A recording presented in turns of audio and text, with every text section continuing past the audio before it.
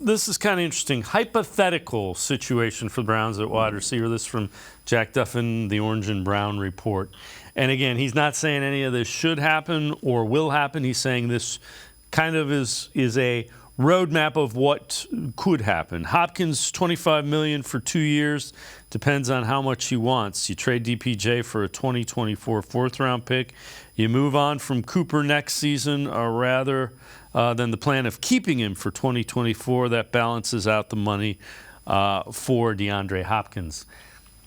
But again, you're kind of moving stuff around and not necessarily getting a whole lot better at the position at that point. Oh, no, I would say D-Hop over DPJ is a big upgrade. I know that people want to buy in on the upside, but I think with DPJ, me personally, he's gone as far as he's going to go. And even D-Hop now, whatever you think of him, is still a much more valuable piece than I think Donovan Peoples-Jones. And I think he would get better. Also, like the versatility in the wide receiving room, I think there's something to be said about that, right?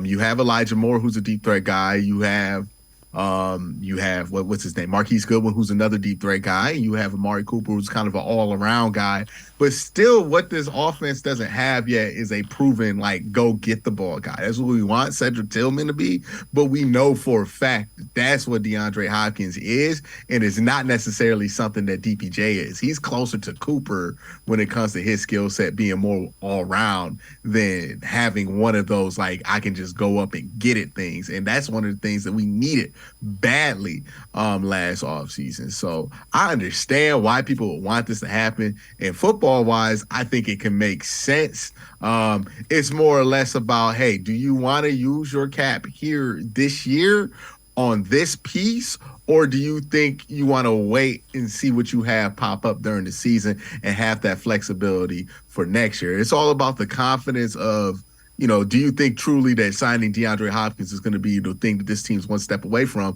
when the last thing we saw this team do was 7-10, right? That's the tough situation they're in. If they had like a good season last year and this was like the piece, I think they would be more for it because it does make sense, but they got to make sure that they're good in the way that they think they're going to be good this year. Well, the thing that they were suggesting, though, that Jack Duffin was suggesting is you get Hopkins, you move on from both DPJ and Amari Cooper. And in that sense, I don't know that Hopkins, you could argue Hopkins and Cooper are similar. I wouldn't say one is. Well, you move on from Coop next year. You would still keep Coop this year. Right. And I think Coop's probably gone next year, right? Like, that's the thing. Both DPJ and Coop don't really have that high of a chance of sticking around after this year.